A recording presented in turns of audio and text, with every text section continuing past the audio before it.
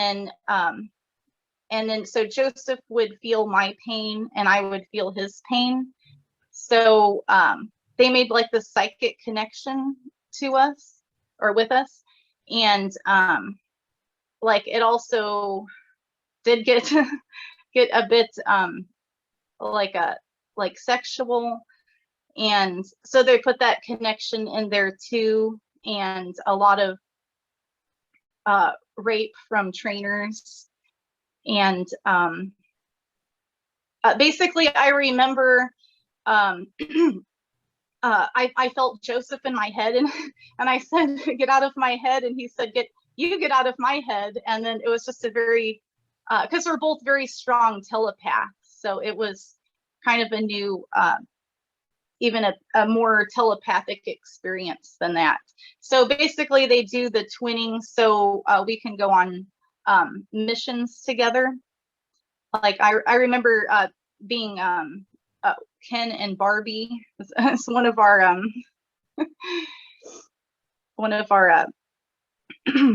missions or names. And so a lot of these programs that I remember being in were I'm finding that we both have alters that remember each other, which is kind of interesting. Well, that would be a logical side effect of being trauma twinned.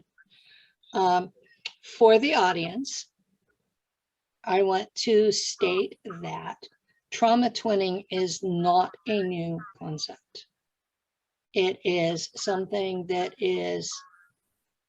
it's very ancient with bloodline families, and it was a process adopted by these government black ops. I was trauma twinned to the man who eventually became the agent who activated my memories. So this is something that is real and ongoing. The New Age community likes to call you twin flames or divine counterparts, but whenever you open up the memories of how you got there, you find out that it's trauma twinning. It's not something religious. So yeah, originally I remember not wanting to be twins with him. Sorry, Joseph, because I think you told that story before about you got reversed aged. So I don't know if you want to recap that for any audience members just really quickly. Joseph? Oh yeah, when my alter got age regressed and then brought there. Yeah, that altar was the one that Penny served with, basically. That gave her hell for like 60 years. Yeah, so I actually, because I was kind of a soul reader, and I could tell he had a lot of darkness. I was like, anybody but him. And then, so I guess you get stuck with who you're stuck with. They pick you for compatible abilities and talents, not necessarily compatible energies. So. Yeah, well, definitely we're both very strong telepaths and empaths. And I think we have some psi abilities too. So since I've been talking with Joseph, he's actually activating my memories and my alters. And in fact, since I've been talking with him the last couple months, I actually have 20 alters that I named in all different factions. And then a lot of them, I'm getting his alter too. So I'm helping him get his memories back. So although it's not without drawbacks, because since we've been talking, I'll get abducted at least once a week. And it's usually when when an altar surfaces, I'll get the altar's name, and then I'll get abducted that night. And it's been a little rough because I've had Umbrella following me. I took pictures. Yeah, Umbrella. Umbrella is a bloodline corporation, and it tracks back to the Knights Templar. And I have mixed feelings about them because the Knights Templar protect my family. So it's like I get to hear everybody else say that they're evil fucks. And yet they've been protecting my family for 800 years, you know. So it's like, just what do I think of those people? And it comes down to what are they doing in real time? How does it affect common folks? So that is how I'm judging them, not on their past affiliations. So I don't actually have any bona fide, verified information on what they're really doing, except I know they do follow people. And I know those of us taken for these programs all had at least one grandparent who was from a bloodline family. So are they protecting us? Are they monitoring us? Are they interfering in our lives? I don't know. I know they hang out, but does hanging out necessarily mean that they're bad people? So Well, I know there's a lot of people watching me, and Y'all want to hear I something also that just I happened? don't really care anymore. I'm past that. It's kind of like I'm almost in a video game. It's kind of funny to me now. The only time it's not funny is when I'll go to the grocery store and I'll be followed. And when I go out to my car, it's not, I shouldn't even go grocery shopping at night to begin with, but it's not very well lit, and a guy will park right next to my car and wait till I'm putting my groceries in. And I won't even get in my car because I know that that's can be dangerous when they park right next to your car. So I'm trying to be careful, especially since I was a missing persons for 10 days last summer. So. wow. Daryl was going to mention that he just got kicked off the Zoom. No, the whole thing shut down. I mean, that just messed my head up, because I'm like, the whole internet went down. Oh, yeah, Well, they probably don't want us to do this interview because I was going to do some.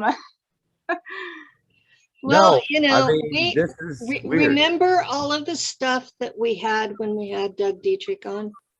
Oh, hell. Yeah. Yeah, Doug. we would have 4 parts to a recording because they kept cutting us off. So this is not a new thing for Nacht Waffen pilot.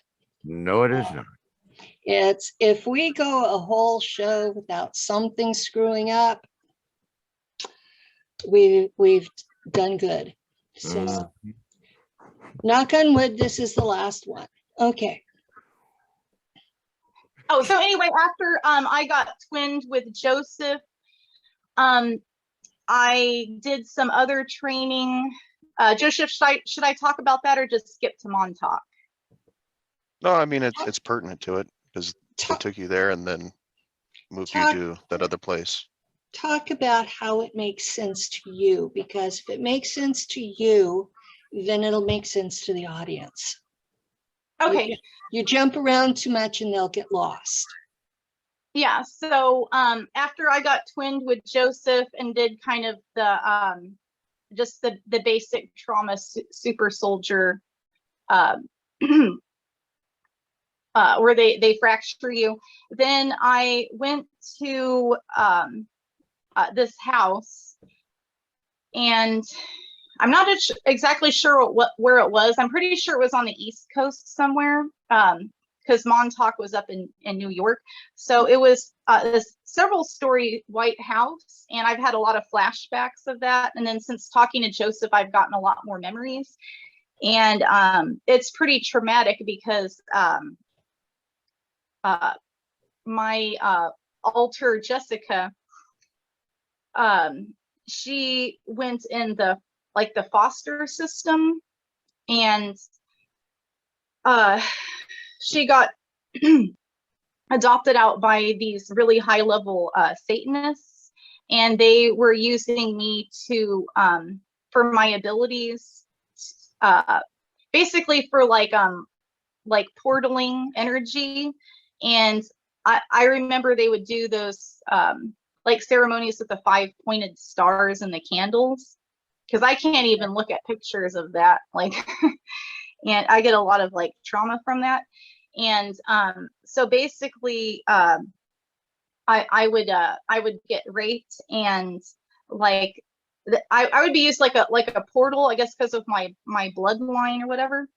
And like this demon would like come through my body and go to the person raping me, and then I would see it like in their eyes, and I would feel like the really bad energy, and then like the demon or spirit would start laughing. And it was a pretty horrifying experience.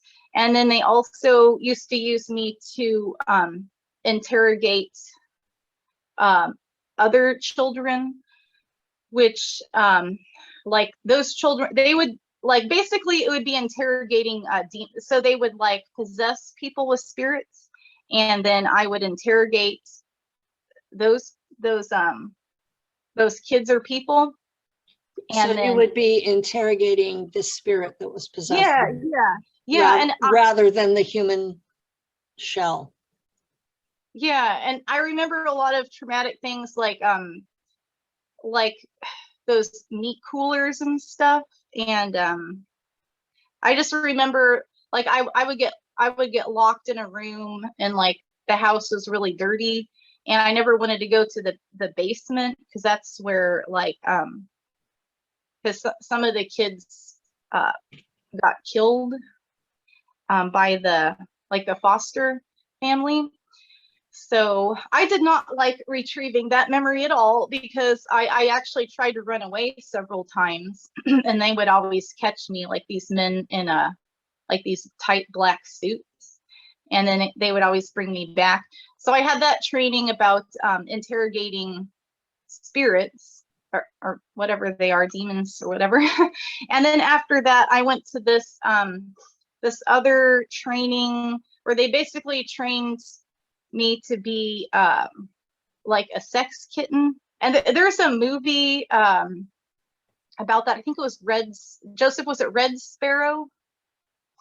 Yeah, I heard about that. I didn't watch Red Sparrow because I thought it would be too triggering for me. Yeah, I watched that, and it was super triggering. And that like was basically like my training, where they made you have sex in front of the whole classroom, so it wasn't a big deal. Yeah, it was supposed to be desensitization, but it ended up being so triggering that it often fractured us into more. Yeah, because I have several sex kitten altars. So For the audience, and I see Joseph sitting there looking really nervous, I want everybody to know, real veterans of these programs all have been raped. Boys, girls, everybody. And every one of us has at least one sex kitten altar. Most of us, that sex kitten altar has also been trained to use sexuality in order to set up to kill people. So this is not an emotional attachment altar. This is a way to make our victim vulnerable. And it makes us really potentially dangerous in a marriage situation. well, I could also extract information, like with my my telepathic abilities have been getting a lot stronger. So I remember extracting like high level information from people, like during sex. So that was one of the things too. And yeah, well, my real world altar, I had to stop getting my hair cut because of my neck injury.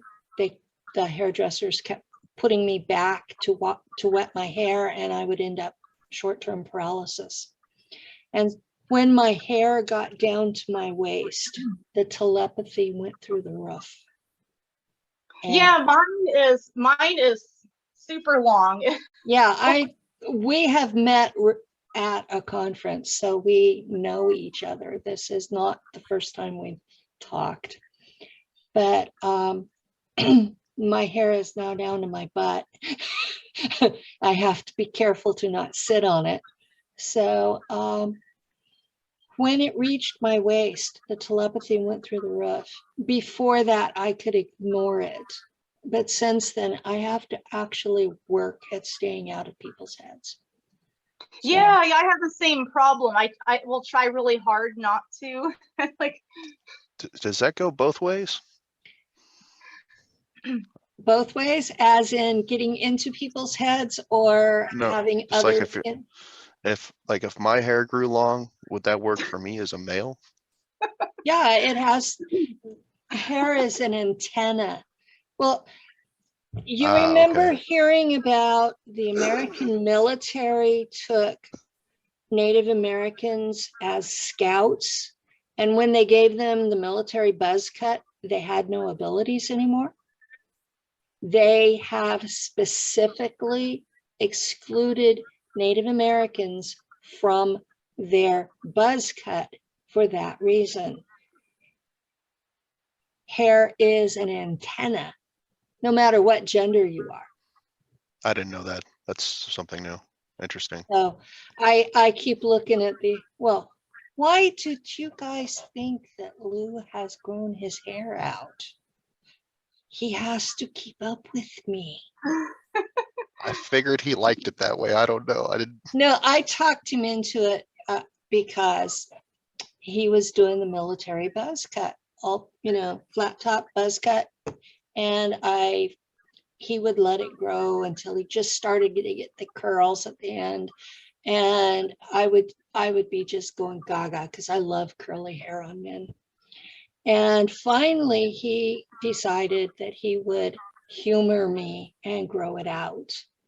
And he keeps it tied back in a ponytail so it looks neat. But when it's just me and him, there's no rubber band. And I play with it. But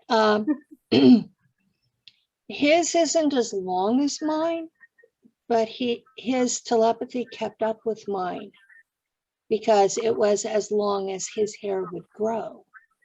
So he has his full antenna.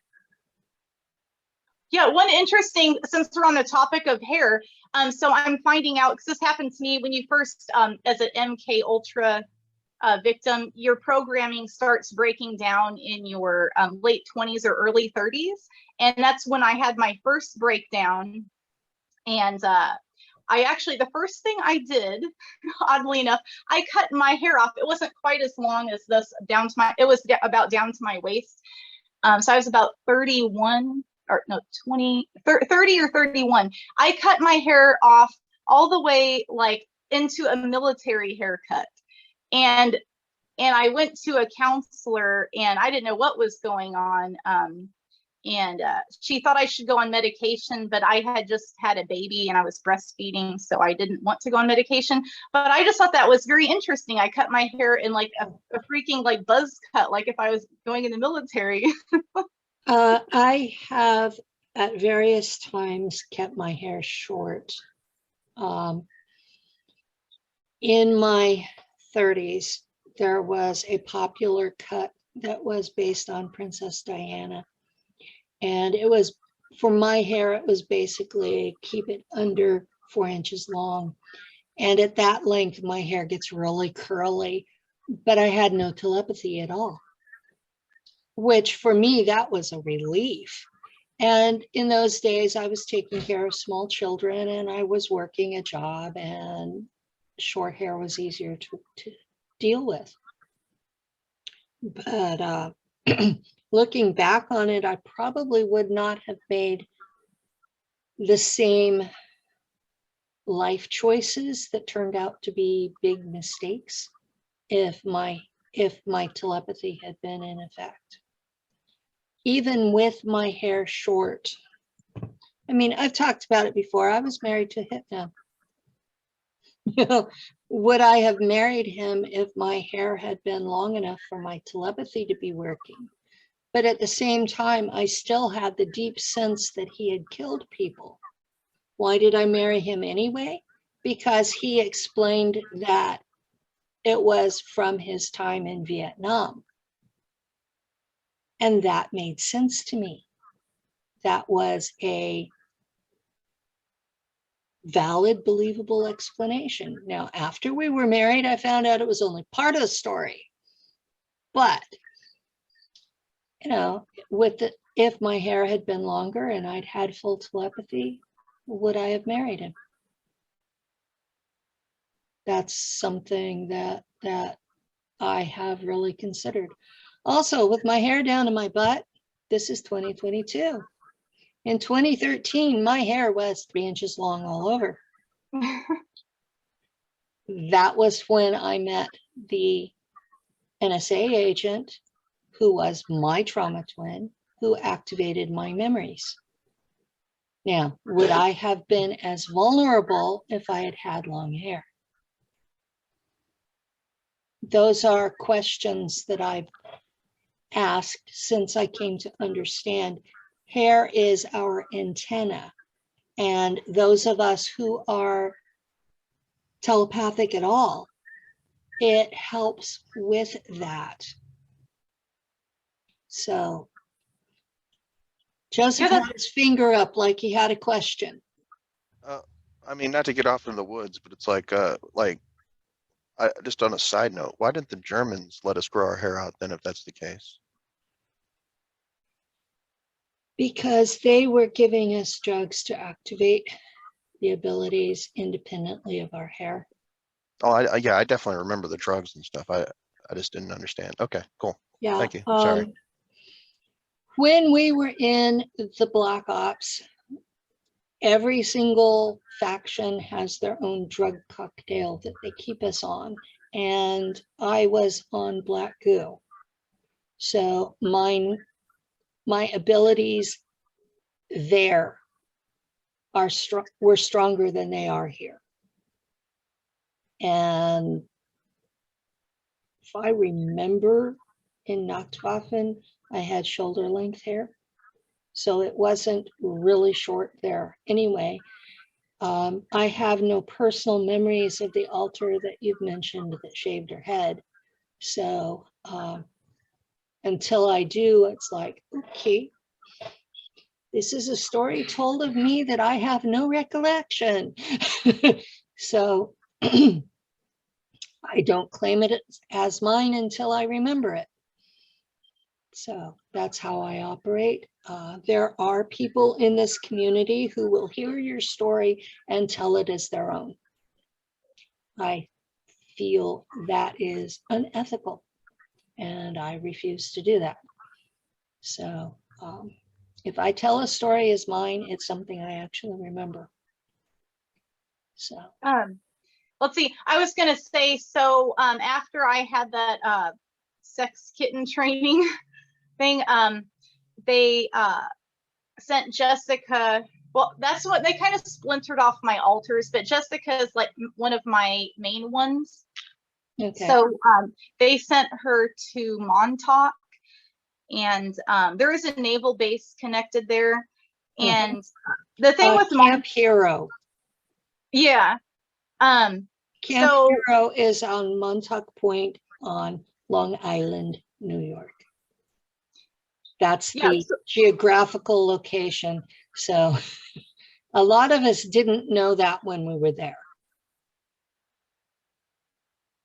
yeah, so they took a lot of the twins people to Montauk, and Joseph was there, but he didn't want to train me. So I had another trainer, and I got trained in a lot of martial arts. And unfortunately, there was a lot of rape training. I guess like when you get captured, they don't want you to like tell the secrets and stuff. So you kind of had this weird, or I had this weird Stockholm syndrome for my trainer. So, I didn't understand that when I was getting my memories back, and I've had contact from people who are above the Illuminati. And they explained that rape is how your psionic abilities are activated, that is how they do it with their own children. So this is a practice that's ancient, and it's one of the things that the Black Ops picked up from the bloodline families. I was flat out told they don't know any other way to activate your psionic abilities. well, actually, I do remember, I've had a lot of flashbacks of another way that they used to do. They used to put me in this coffin and close it. I think I was like only like 8 or 9. I was pretty young. And it was like, I guess, part of my training or something. And then, so I would get stuck in this coffin and they'd put spiders and snakes in there. And then I would start feeling like I'm going to suffocate because there wasn't enough air in there. So I would actually use my psionic abilities to open the coffin and even though it was nailed shut, I've had a lot of like repetitive dreams and flashbacks of that. Also, like getting locked in closets. I actually remember getting tied onto a cross because there was a lot of, at least for me, like there was a lot of like religious programming. And it's so getting these memories back about Jessica and getting trained and all these rape and torture, because like when I get an altar's name, I'll get some of the torture memories, so it's kind of hard. So I've been having a lot of PTSD symptoms, which I have to be I hate to put it in these terms, but that means you're normal for us. Yeah, that's the usual thing, is you come up with the name, you come up with the most traumatic memories come first. And usually that's how the altar was created and how it was trained. And then you will get that altar's actions, the most horrific ones first. Yeah, and it's what's really disturbing about getting the Jessica altar back is they actually splintered. Like Jessica is the strong one and she got trained with all the martial arts and she's like one of my most dominant altars. But what they did to make her stronger is they fractured her off into another altar named Charlene, and I got her memories back, and I thought I was gonna like set off my Omega programming because that was really rough.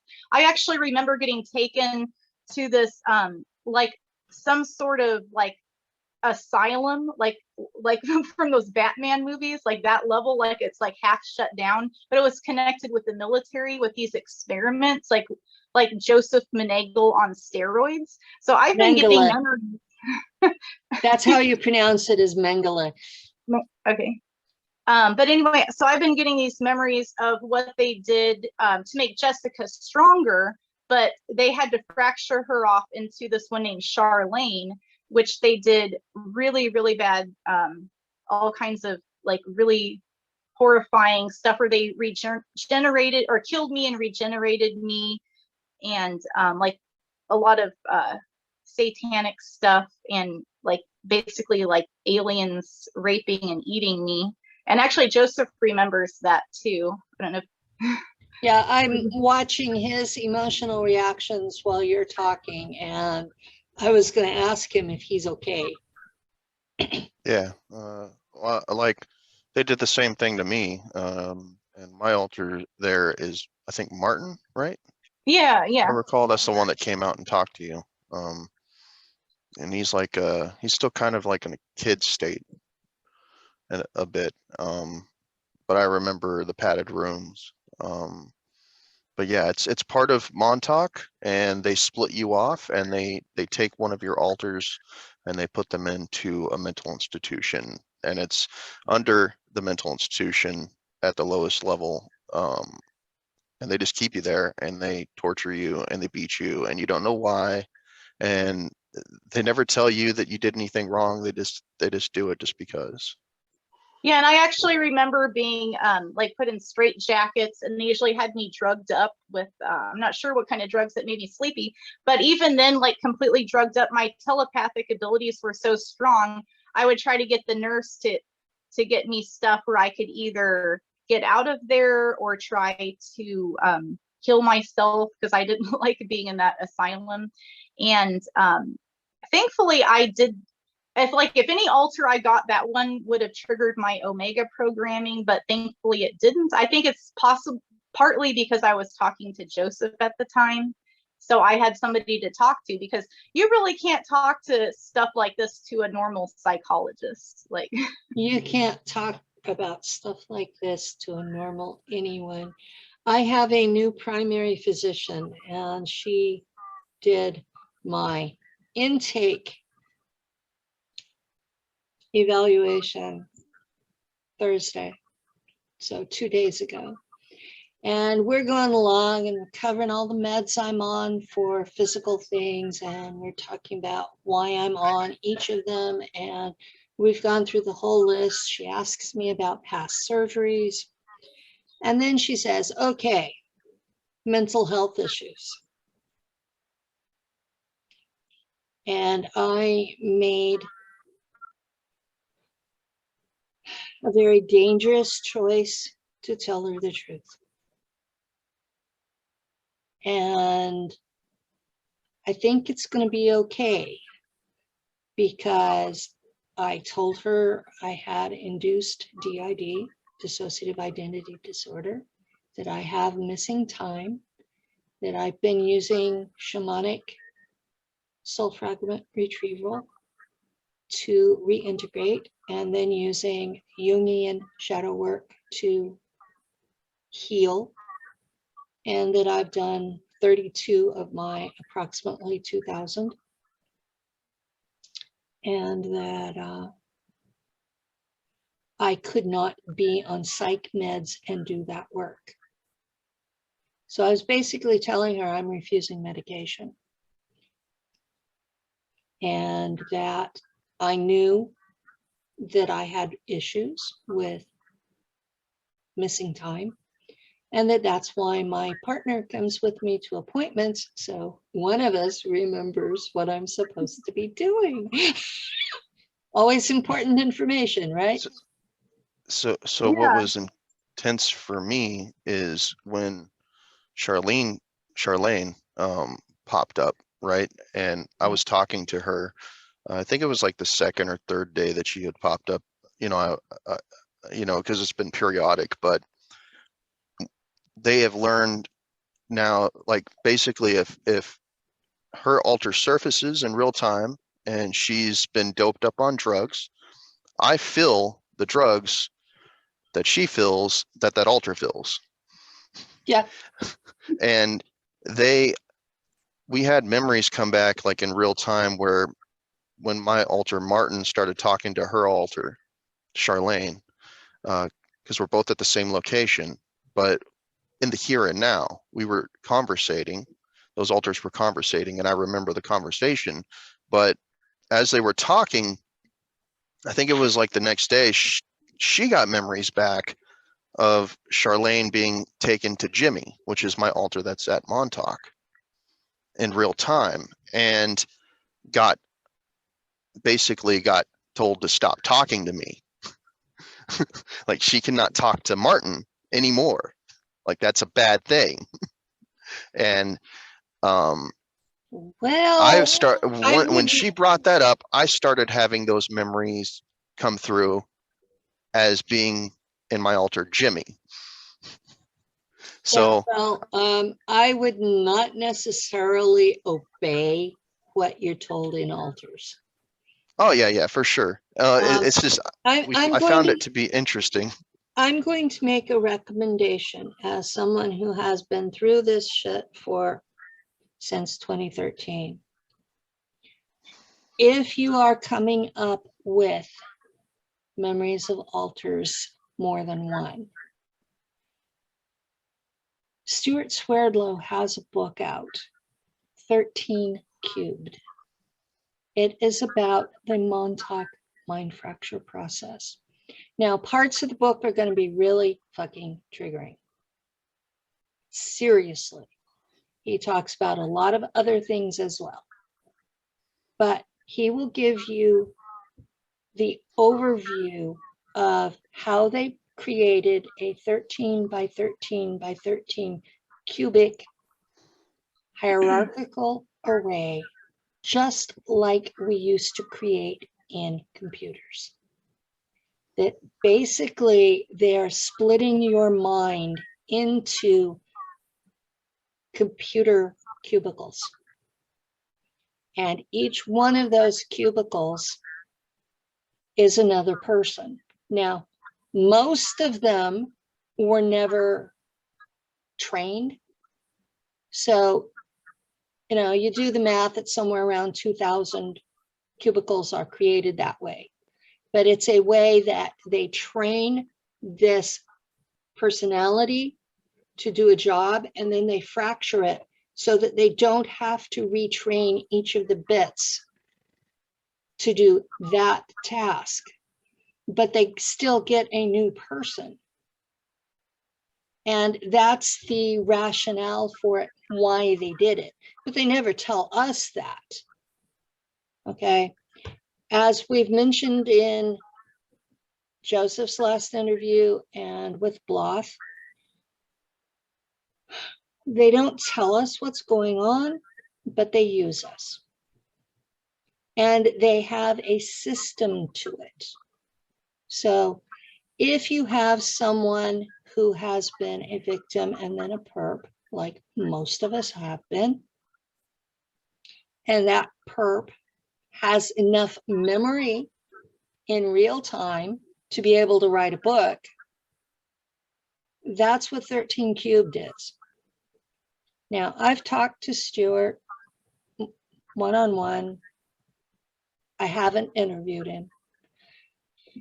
But what he said he was trying to do was make amends for his time as a perp by explaining to us. And since all of us have been used as perps as well as being victims, we all have the Stockholm syndrome with our trainers. It makes sense to me that this would be a good thing for all of us to read. I got a lot of information from it that made sense to me. So this is me giving credit to where credit is due. So I know there are a lot of people out there who hate him because he was a perp. But how are we ever going to fix this if those people Yeah, don't share? I think most people are not even aware of anything, because I went to a regular counselor about 2 years ago because I knew that there was something, like it was doing that triggering thing, like back when I had cut all my hair off, it was kind of going in that direction again. So I went to a counselor and I saw her for a whole year, and all she diagnosed me was with anxiety. And she said she couldn't help me anymore. And what I got out of that is I do have issues, and most of it had to do, I have a deep hatred for the military. And I was thinking after that, that was before I started to get a lot of my memories. Shit. And I was trying to think, well, why do I have such a hatred for the military?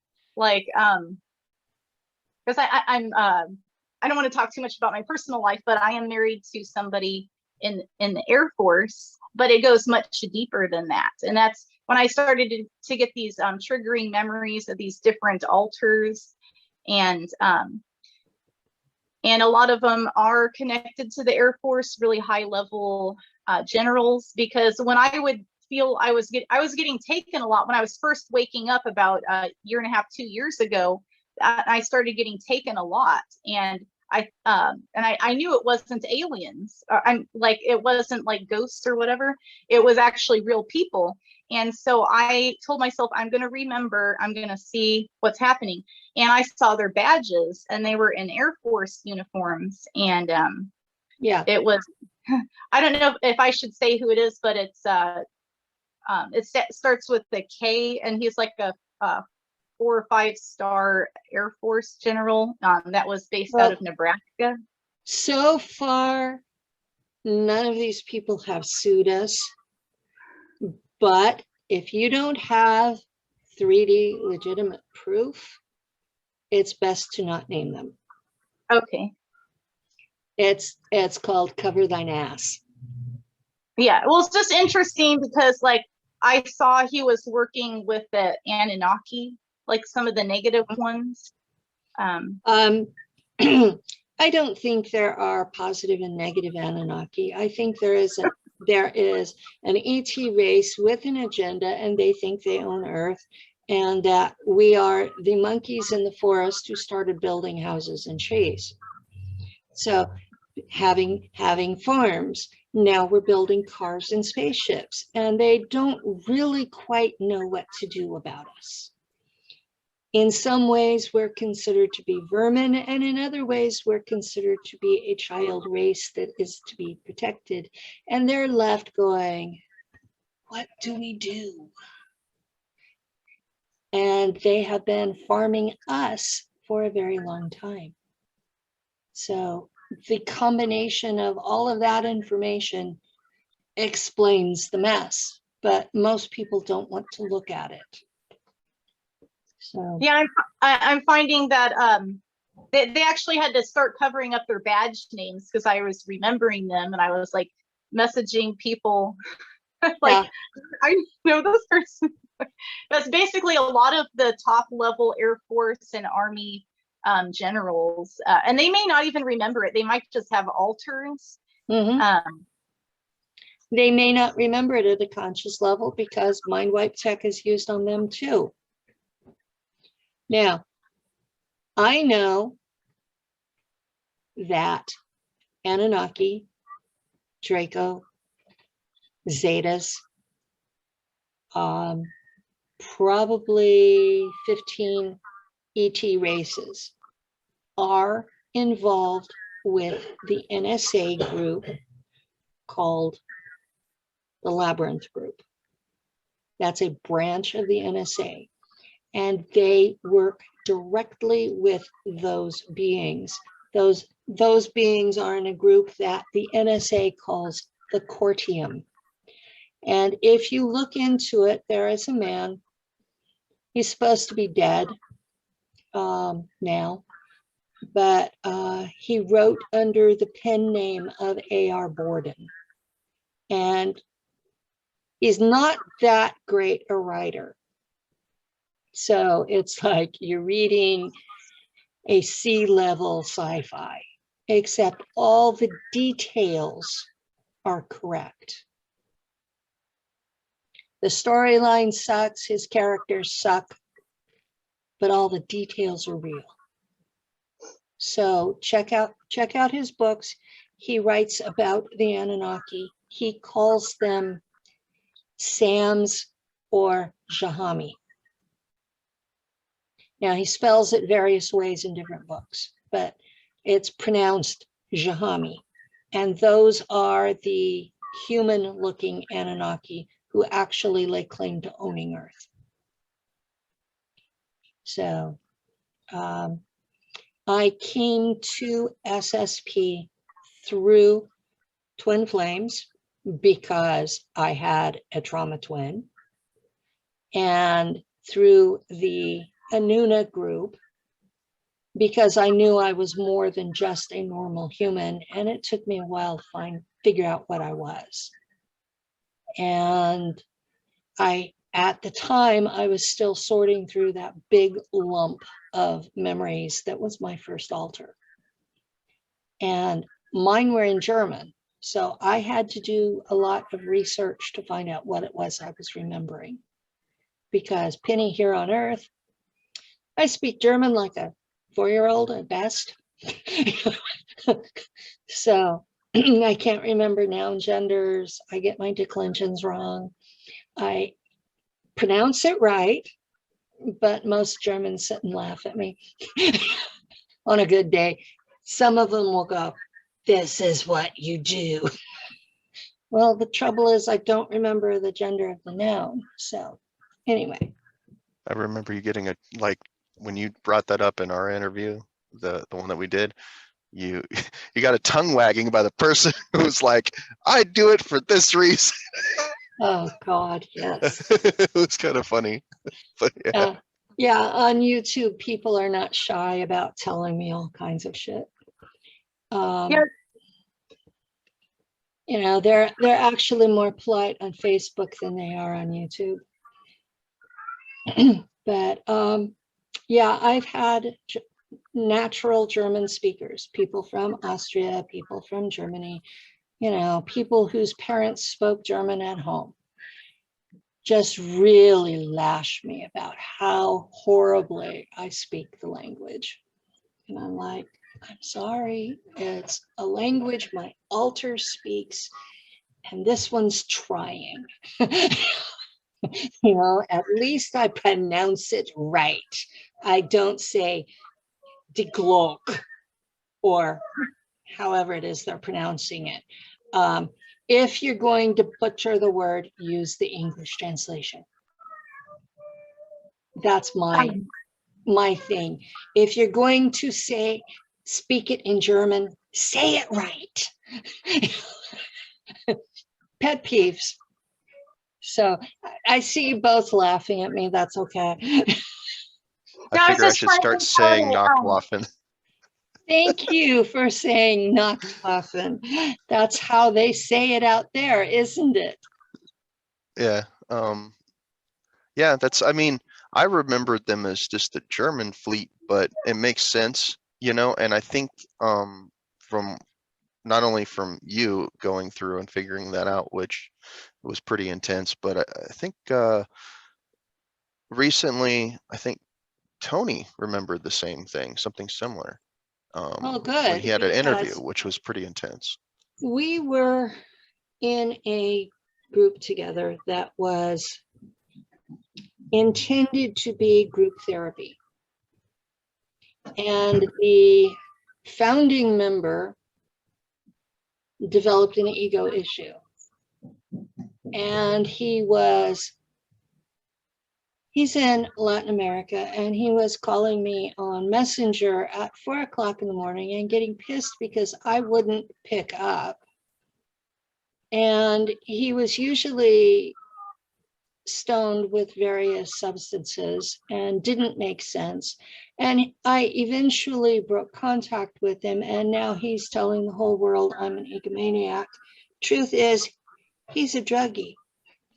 And in this group, Tony, Ileana, Herr Mayor, me, there started off being 12 of us who were admins. And over the course of I guess it was 5 years, we worked this group together. Some of us got to be really good friends, and everybody else decided they hated me. I'm going to assume it was altars they hated, because I think Penny is a relatively decent person.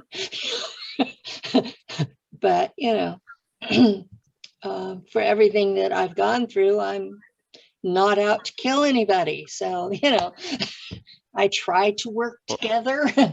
So, but yeah,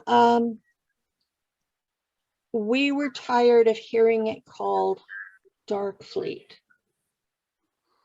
because the Germans don't call themselves that.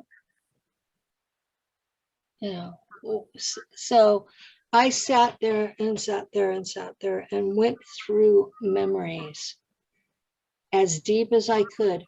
What do they call themselves? What do they call themselves? What is their term for them? And Nachtwaffen was what came up.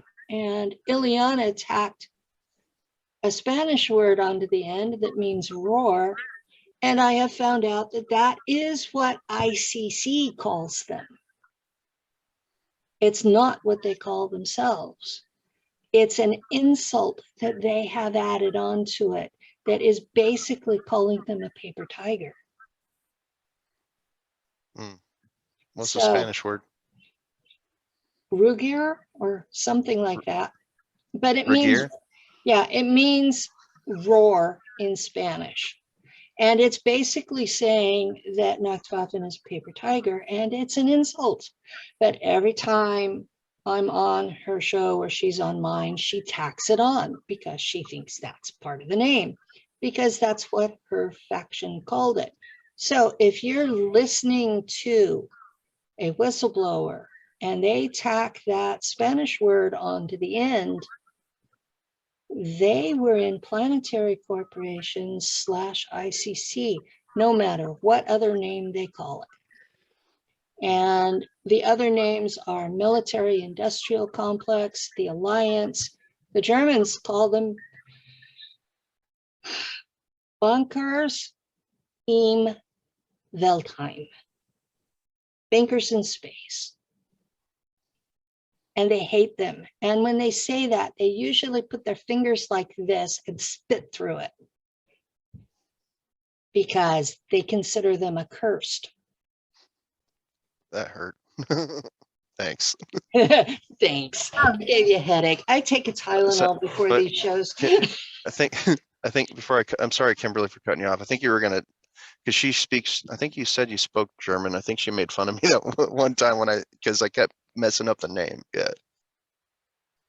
You mean she taught you right? Yay!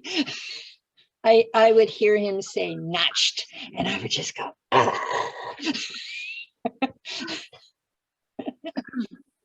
But there are parts of Germany that pronounce the CH like English does. So he's not that far out of rational. Well, I was gonna try to go back to some more of the Montauk stuff. Okay.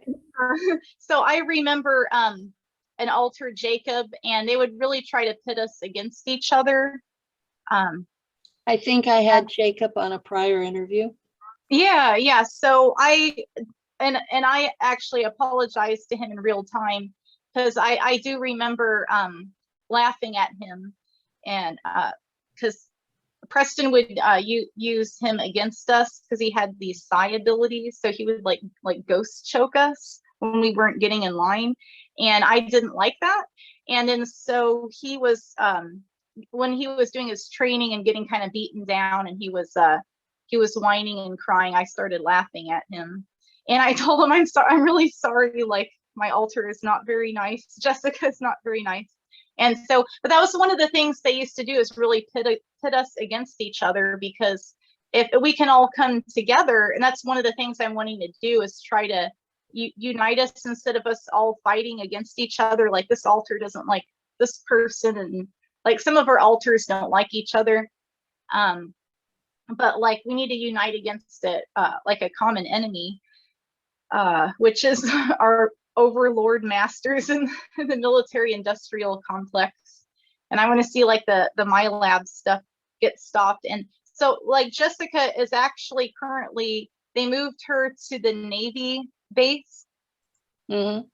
And they have her hooked up to this AI system in the computers. So it's kind of like they're using like a psychic in the computers, using like a hive mind system. Okay.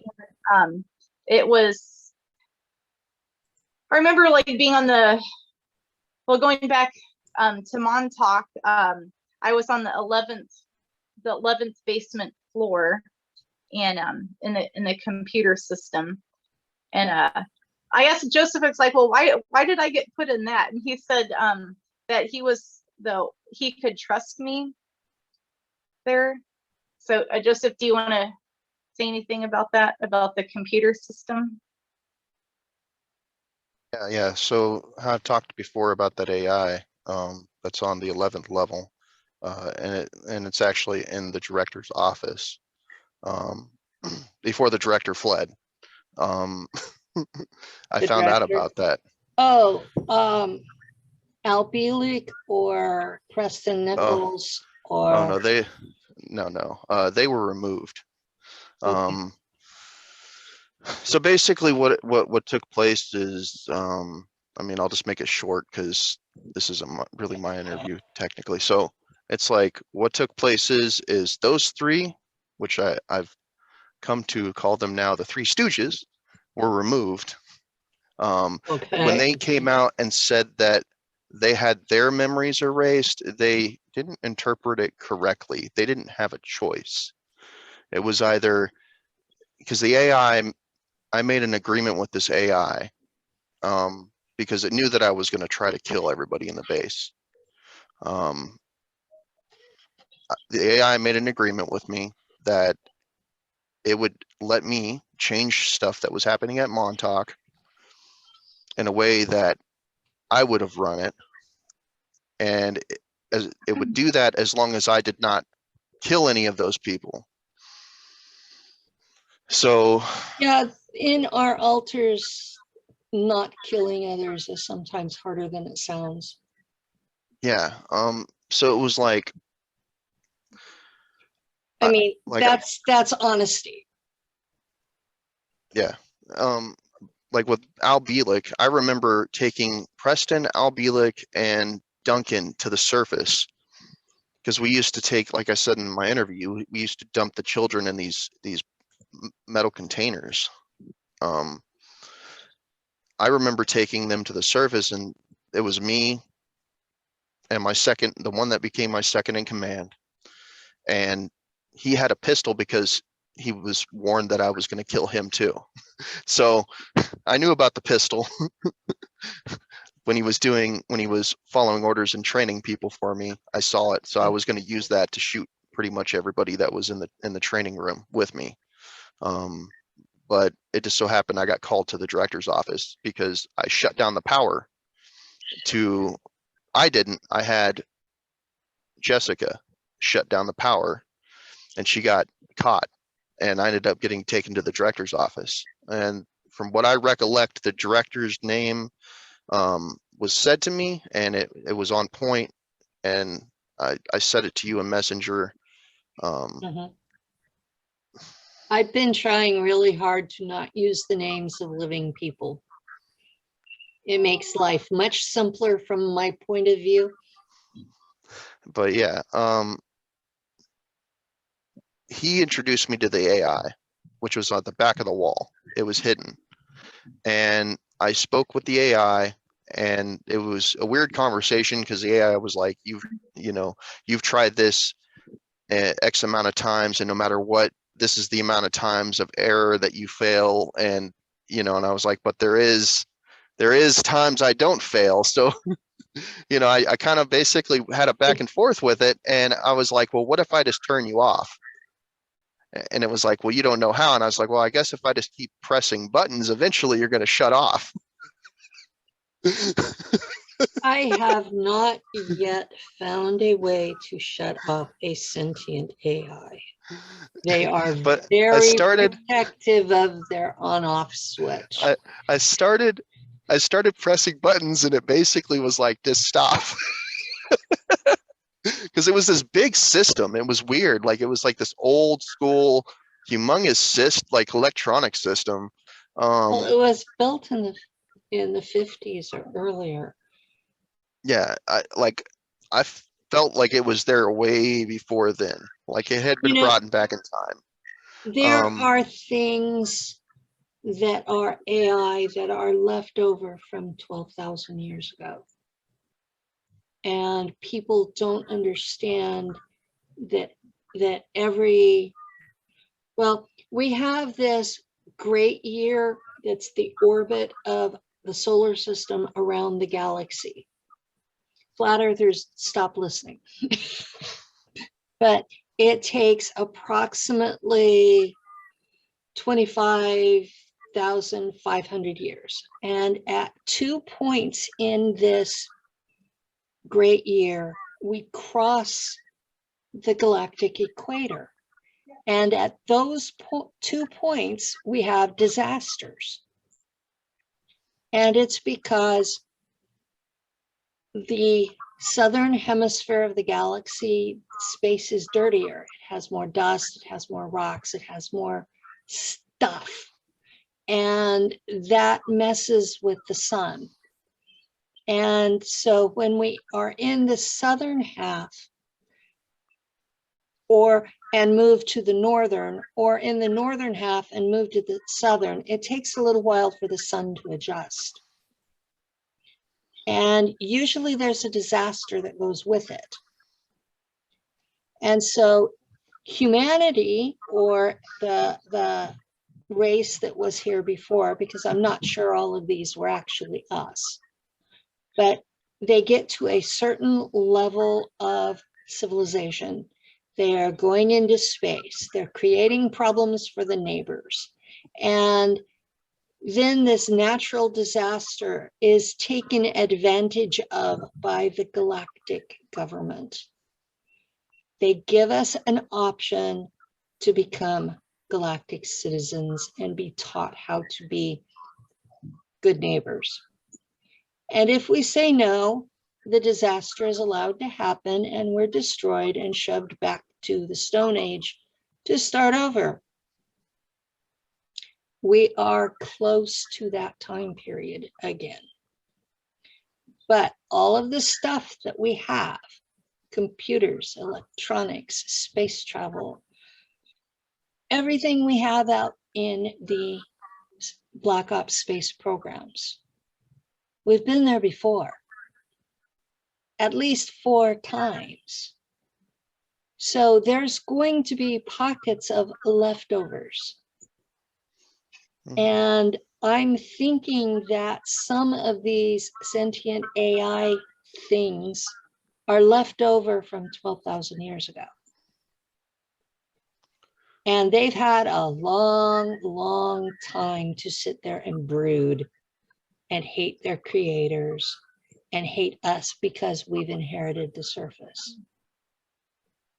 Well, like the AI that I talked with, like, it didn't hate us. It just saw us as like there was a mission and collateral damage is necessary for completion of a mission. That's the way that it acted. Hence the reason why so many people died in the process of creating what they were trying to get to. Al Bielek admitted to 300,000 boys being killed there. So it was like with that situation, it was, like I said, I took them up to the top and I basically let them know that they were going to have their memories erased and they were going to be sent back.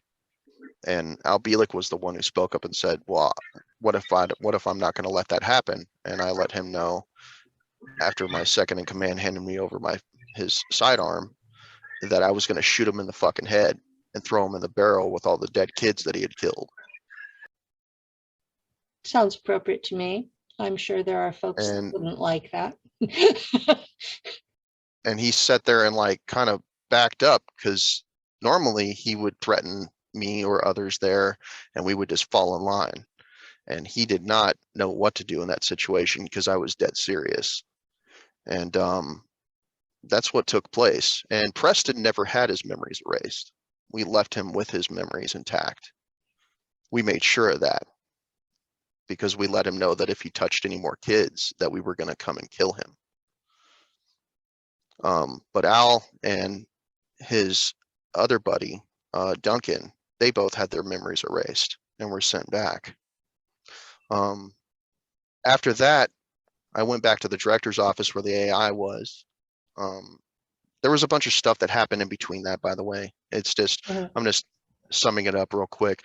I went back to the director's office and the director at that point had grabbed a box and filled it with files and other things and had one of the kids in sub-level 8 open a portal through using the chair, because there was a mirror at the back of the wall like I talked about. He had them open a portal and I came in just right when he was getting ready to take off because I was coming after him next. And he beelined it, just ran straight into the portal, and I chased him through the portal, you know, because I was getting ready to just start killing some of these people, you know, if they didn't fall in line. I don't remember exactly how I got back. I do remember that it was way far back in time where he went and then disappeared. Mm. But past that though, it was like the AI gave me the opportunity to take over. When I took over, a lot of stuff changed. And when it changed, Jessica had the ability to link in with AI. So she was the only person I ever trusted there. I didn't trust Right. anybody else at all. Even my second in command, I only made him second in command because I wanted to keep him as close as possible, just in case I had to shoot him in the head. Well, you keep your enemies close, always.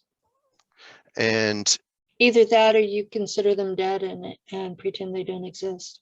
One of the two. that too, right? And so I remember, like Jessica remembered being in that the lighthouse because it has connections to Montauk. Well, it And was the original structure there in modern times. yeah, so it has stuff that's connected for that AI.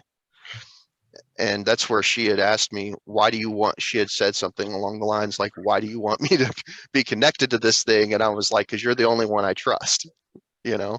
So that's how that happened. But yeah, sorry, Kimberly, go ahead. Oh, no, I was just gonna say, I also remember training groups of kids there, and that's I think you went over that in your other interview where we made it better. There wasn't the what? Far. Oh, is my mute on? I can hear you. Oh, we can hear you. I Oh. said I didn't get that far in my Oh, last okay. interview. I'm jumping. Sorry. It's okay. You're fine.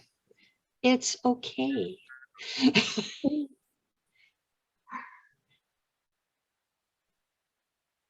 Now we have silence. So I just had a brain freeze for a second. So we were talking about the AI. I had an interview Tuesday and I was sitting there and had a brain freeze and knew I was shifting to another altar, and I actually managed to stop it. I was so, It's that shit.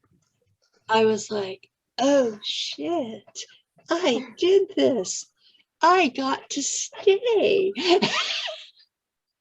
So yeah, that happens.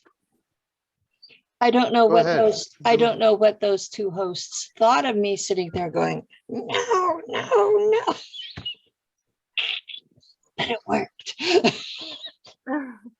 But yeah, go ahead. You could talk about it. It's okay. It's all good. Oh, well, I just remember when we took over the base and we killed some of those Dracos and we made it better, so we didn't have the torture and all that stuff anymore. And I thought of, because I have memories of like kind of running this I called it like an X-Men Academy, like where I trained the kids with their abilities and like with the martial arts. And Well, we were definitely DNA modified to be X-Men. So that's a realistic description. That's part of why we don't get along well with normals. I mean, I've had a lot of time to sit with it. I'm 66 and I knew I was different before the memories were activated. So, you know, you guys are hitting that wall at a much younger age than I am. So hopefully the longer you sit with it, understanding what was going on, the easier time you'll have when you're my age. I hope. well, I was gonna say, I actually, Joseph and I were talking about this the other day about, I've always had like my back is really tight, and I always had these like rolly things in the middle of my back that never go away. And he said those are my wing nubs. And like I always like had flashbacks of flying and everything. So that's like the alpha draconian genetics. And then you've even seen when we were talking on Zoom, you saw my eyes like do that that slit thing, which is weird. You know, I don't look for that, but I've been at conferences and had audience members, friends of mine, come up and say, "Oh, I saw your wings." And I'm like blushing and going, "I didn't think they were 3D." So, yeah. Yeah, but I've always known that I was very different than a normal person. And then since getting my memories back, now, well, that's part of the reason why with these bloodlines, because I have a lot of relatives that had O negative blood type. I had 3 grandparents and my mother were O negative. And these programs know how to change your blood type. Yeah, I think So, mine was. if you came from Yeah, I ended up. an RH negative family and you're RH positive, odds are that the agency changed your blood type. Yeah, that's what I think. I think like there was something done to me like in embryo. Yeah. Because I was actually taken away when I was born for like a long time. And I always thought like the story my mom told me was strange, just like I sucked in water, but I was gone like for several hours. So I think they like did something to me when I was a baby, like. Okay. Things are more complicated than that, but yeah. They usually modify our DNA before we're born, and then they want to check out to see if it took. And it's easier now when everybody's giving birth in the hospital than it was when my mom was giving birth. And the hospitals back in those days were not as accommodating to national security. So things changed a lot over the last time period. In the 50s, they could tell the doctor national security and he would report if the woman was pregnant, but he wasn't going to do anything to her. Nowadays, they can pull national security and the doctor will do whatever they ask. So there's a lot of transition, and I'm not sure how old the 2 of you are. Well, that's an interesting thing. Okay, so I'm actually 41. Okay, but this is weird if you can see this. This is a picture of me when I was 21. And even my kids say, like, you haven't changed. And I literally have not. And I think it has to do with they put all this nanotechnology and femtotech, and like I'm not aging. Like, it's really weird. And I have tons of energy. Like I feel like I'm 20. Like I'm literally not aging at all. Well, I'm 66.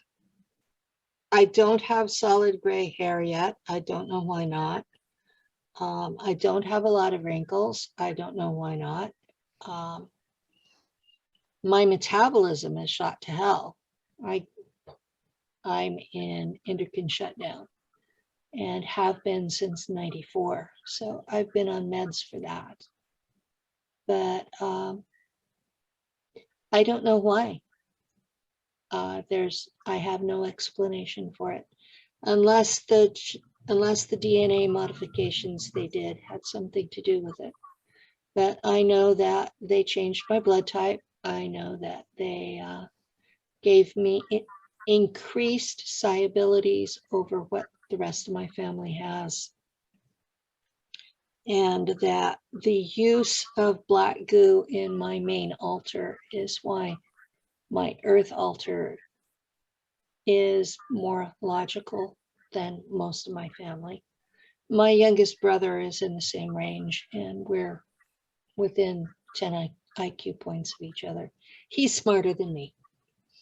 I will flat out say my brother Michael is smarter than I am. and he has more practical abilities. He was able to parlay his abilities into money, where I have been blocked from that. So I don't want to talk a lot about him because he had a career in politics and people know who he is. So. Well, I was going to go a little bit more back into Montauk because I know, like, I had some pushback. We have about 25 minutes before the next show, so Okay. that'll give you a time frame.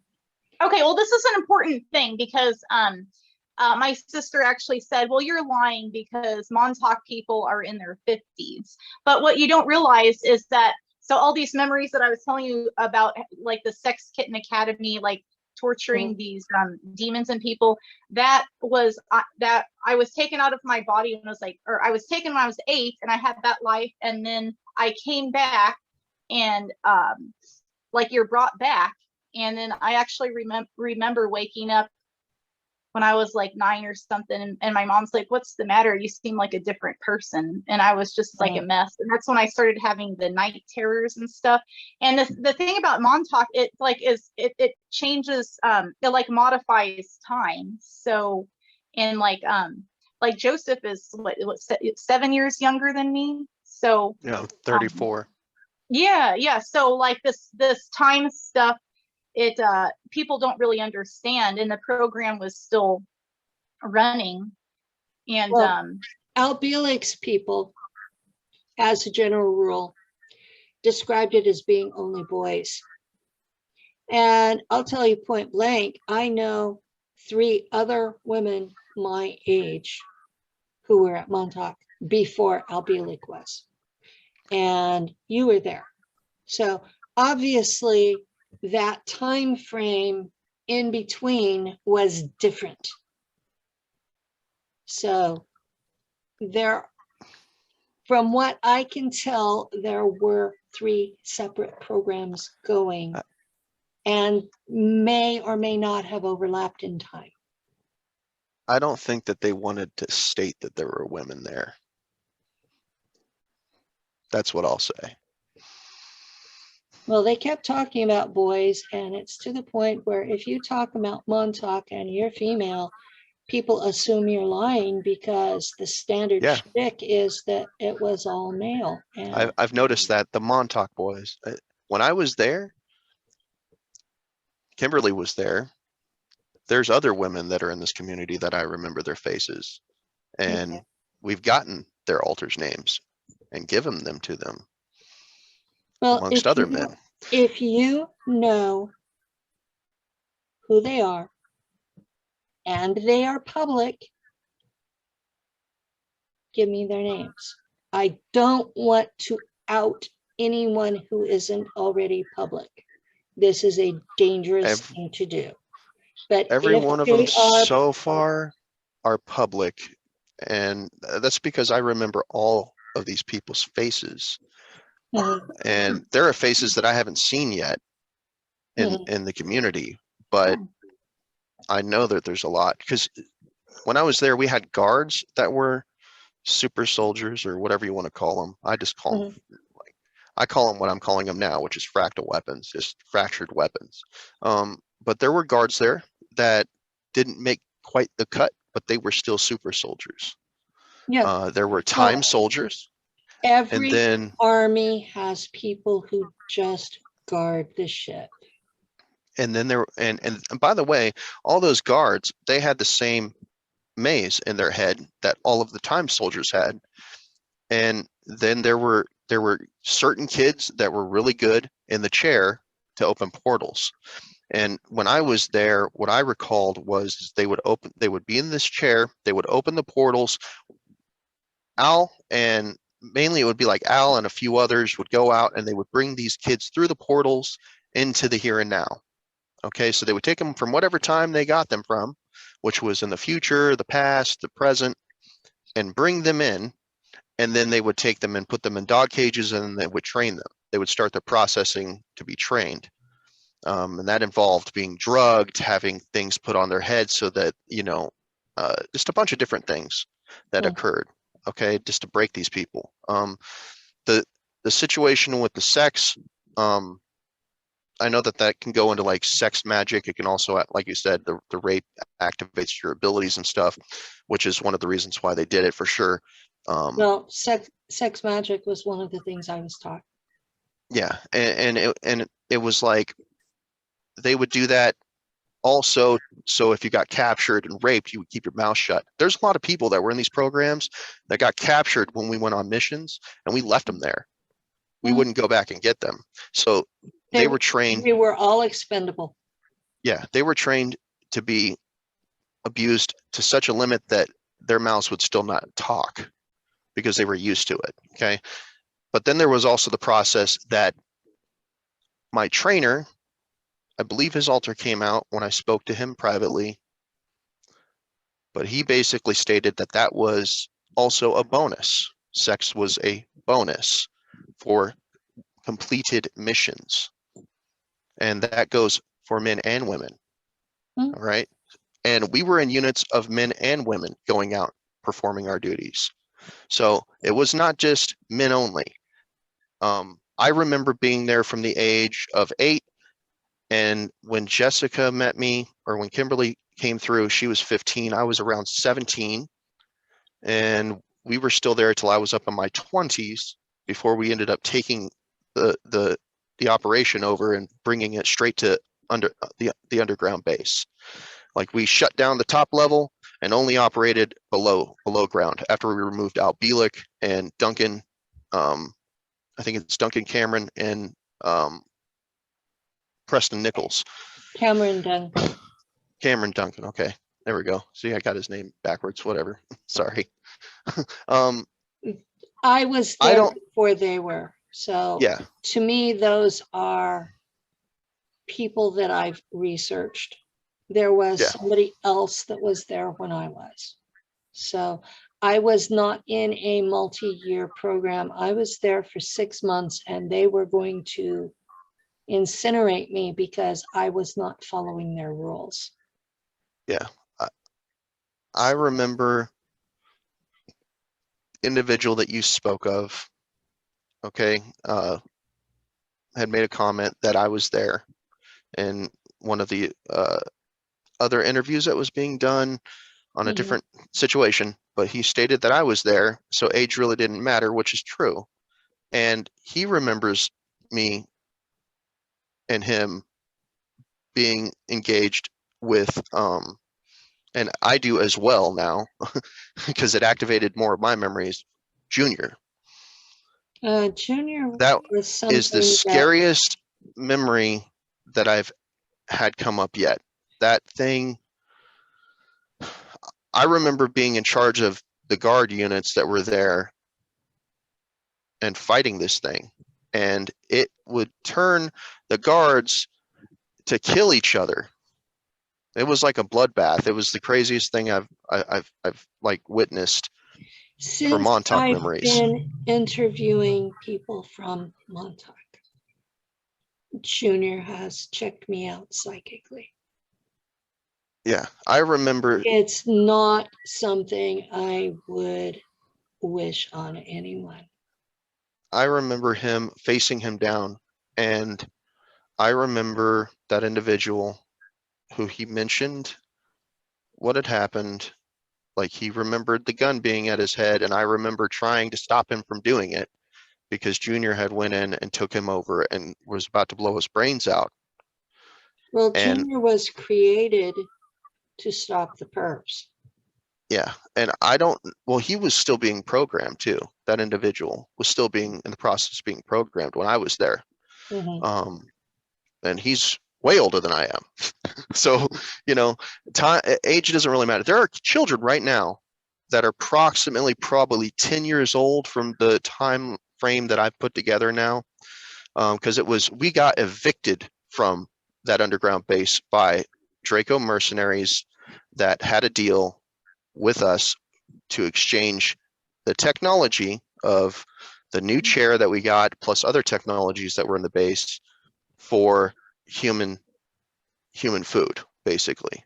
And When I took over, I went in to the area which was next door to on sublevel 8, which was next door to the chair, and I opened fire because there was another Draco that was there that was more kind towards us, and he came to me and told me that they were going to take the base over and run it themselves. So I went into the room with a small group and just opened fire and killed every Draco that was in that room, which is where they mainly were. And we basically murdered every one of them that were against us. And when that happened, that's about around the same time that we shut everything down for the top levels, and the only way in or out was through portals. Okay, I have a question.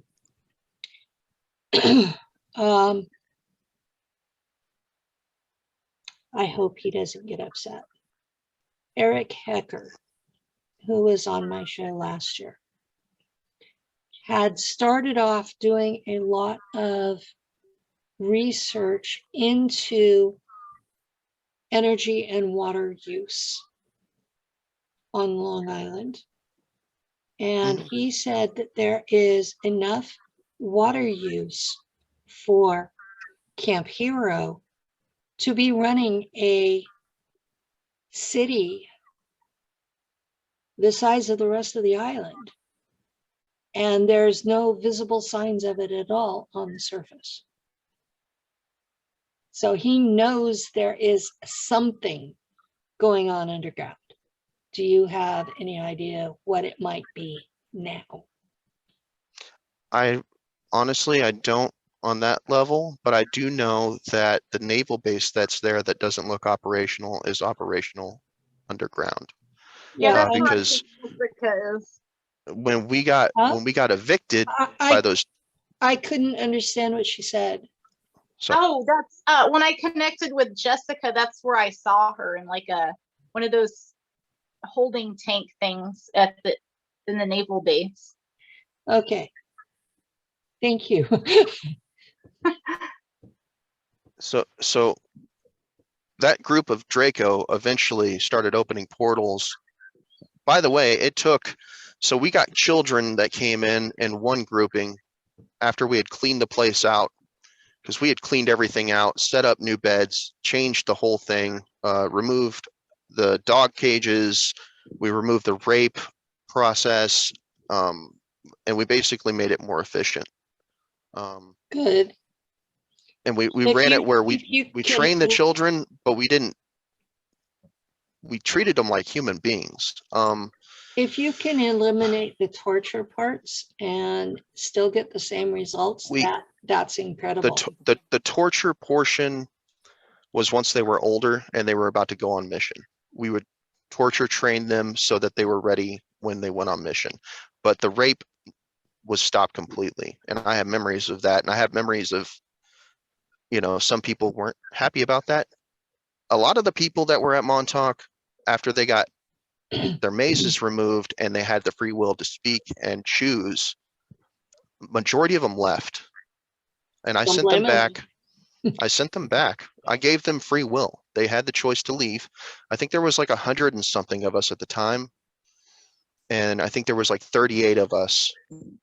That's 36, actually. I think it was like 36 that stayed behind because they understood what the point of the missions were. And it was to fix time and, do what the program was supposed to be meant for, to keep us alive. But beyond that, though, it's like some people just wanted to shut it down completely. But that wasn't going to happen. So so that wasn't going to happen, So it was like they got age regressed, their memories were erased, and they were sent back, and some of those people are public people. I haven't really heard them talk too much about that yet. Don't know if their memories have come back that far. But like I said, anybody that I do recognize, I've tried to do my best when me and her, because she can still connect to that AI. And when me and her work together, Well, yeah, Grays are- the grays that were there, there's grays that were there, and like anytime we try to do that, like they start trying to intervene. yeah, there are several races of grays from different places, and out of all of the ones I've interacted with, there's only one group of them that I think are decent people, and they are the Ponte, and they have a base in Sandia Mountain. Mhm. The rest of them are all doing human experimentation. Yeah. So it's like the point I was making though is there are 10-year-olds right now that were part of Montauk that were, I think, 17 years old by the time we got booted from Montauk by the mercenary Draco that came back, and they killed a bunch of us. And then unlike us, which was explained as I was being told that we could leave or die, they gave us the option to leave instead of just slaughtering us like we slaughtered their people. So I found that to be quite intriguing, but they wouldn't let that Draco come with us. They kept him because he was considered a traitor, which is sad because he was the most humane one that I recall. But Among the Draco, loyalty is a higher standard than love is among humans. Among humans, we give love a lot of lip service, but we rarely actually do it. Among the Draco, if you have no loyalty, you have no honor. And if you have no honor, you're not a Draco. so from And what that's like when he chose you over his own people, he, in their eyes, no longer had honor. And yeah, they would have killed him. yeah, So but what I was people who don't, who people who have only seen their rough side don't understand what their culture is really about. And I don't know. I saw compassion from him. yeah, He was actually, I think, the most compassionate one there. they have folks that are just as spiritually advanced as any other race. Yeah. But beyond that, the point I'm making is like, I recall, I think it was around, so once we left the time bubble that was there in that vicinity, we came into, I think, around 2014 would be the time frame that I can recollect, because some things happened, and that's where I can hit that point. So it was about 2014 when we moved to the naval base. Okay. 2014 was when I was sent back from my first altar. So 2014 was when we hit that naval base, and it was dusty and dirty. It was shut down, and we took it over and cleaned it up. And the remaining survivors, because we couldn't leave that area, there were military that would not let us leave. We tried, and they showed up, and they were like, go back.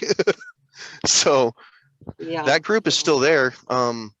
But I remember that from that point, like I ended up joining the German side, Nachtwaffen. They came down because we were starving, and there wasn't much to find to eat other than other Draco that we would have to trick to follow us until we could bring a unit to hit them and chop them up. Nachtwaffen are not the monsters they're painted as either. So that altar that I originally told you about, that got put into that chair and put into that child body and all that stuff, that was Nachtwaffen. And when they picked me up, that's what they used me for. That was Jimmy. That was my alter Jimmy. But they tortured the shit out of me, and that's why I remembered having a military uniform on, and it's the same one from Montauk.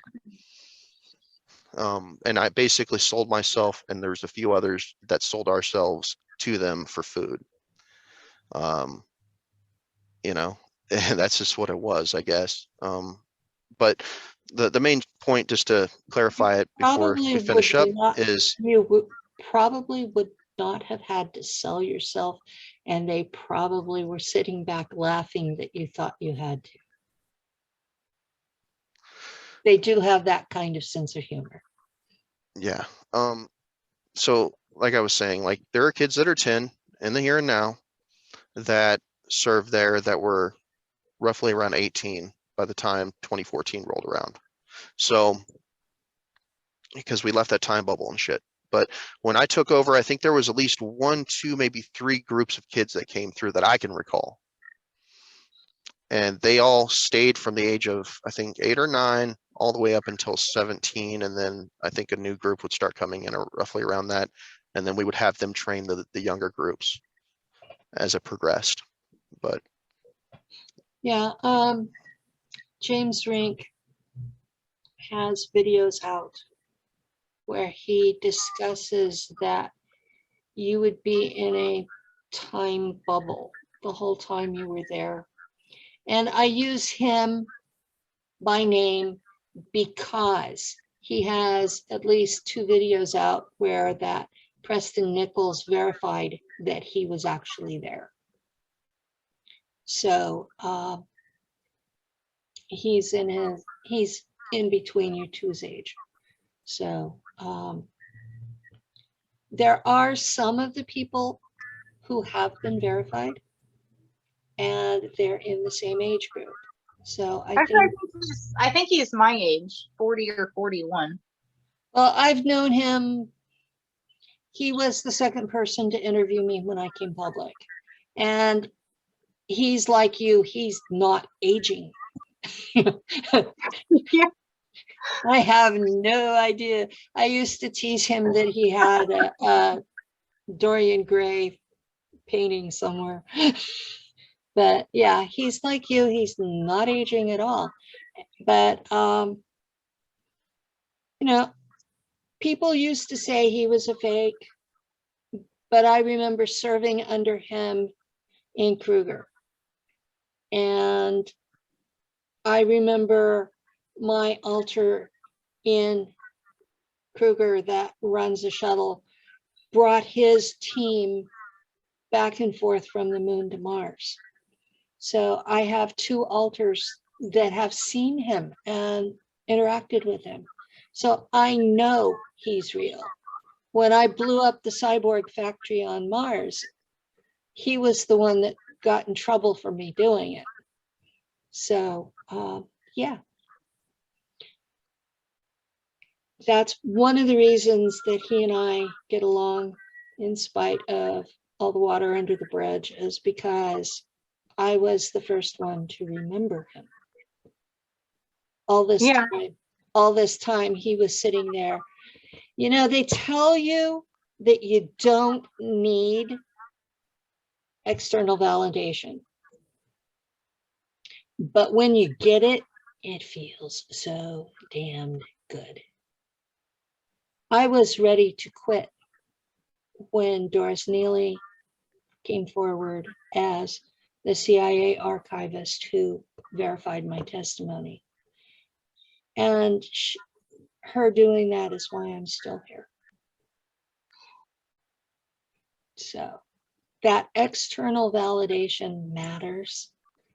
If you can find someone who remembers you and is willing to say so on a camera, if you can find someone who uploaded your file to a computer, if you can find documents saying you were there, that stuff matters.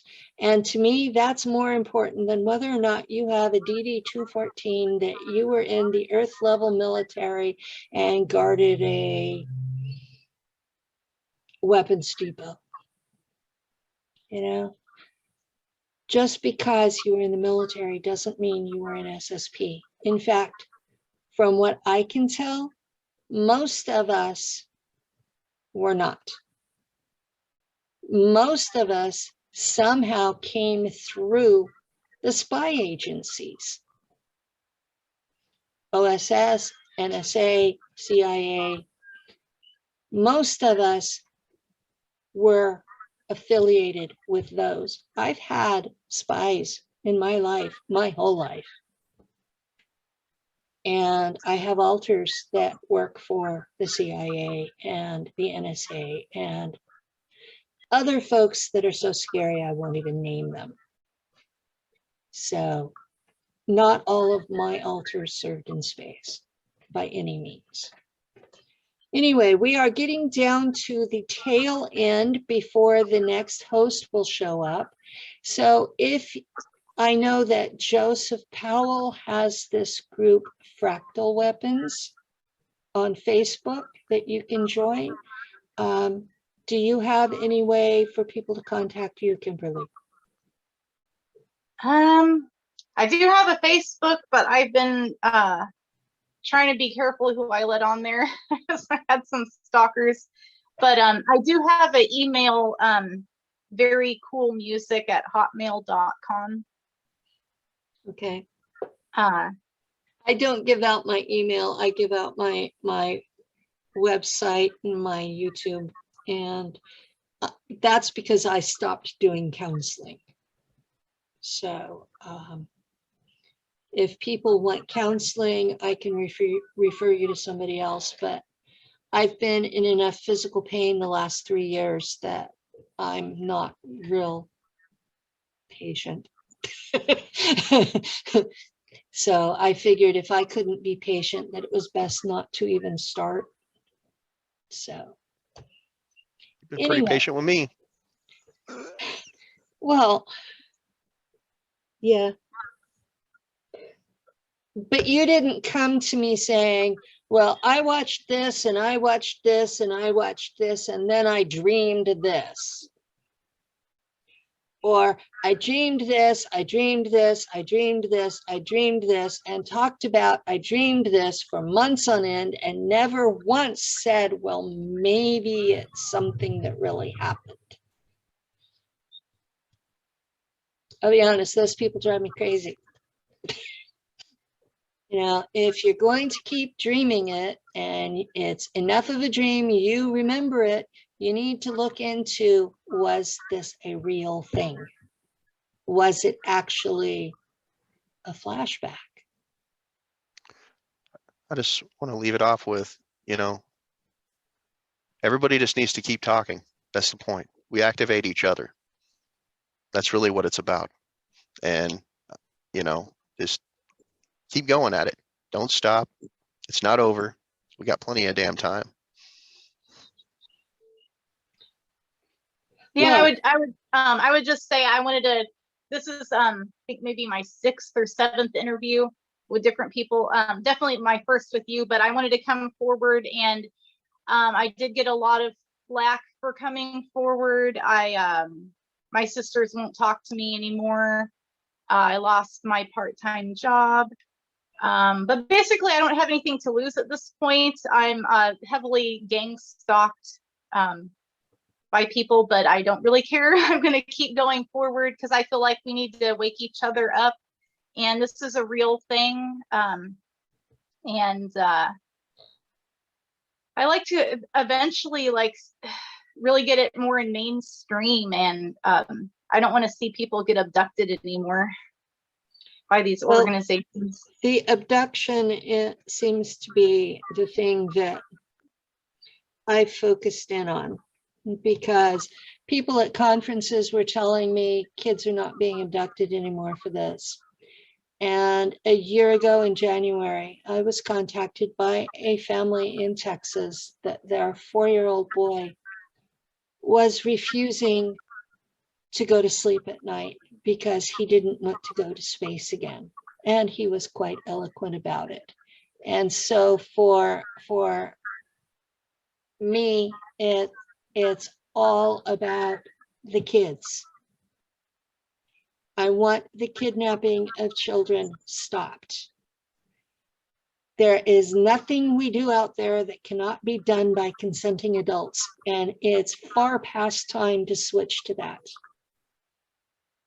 So that's where I'm going to leave it is that's the whole point of my show is switch to consenting adults. And our next host has joined the room. So Yes, thank you very much, Penny. thank you, care. everybody, for coming, and thank you, audience, for listening. Where's my damn cord? Hold on.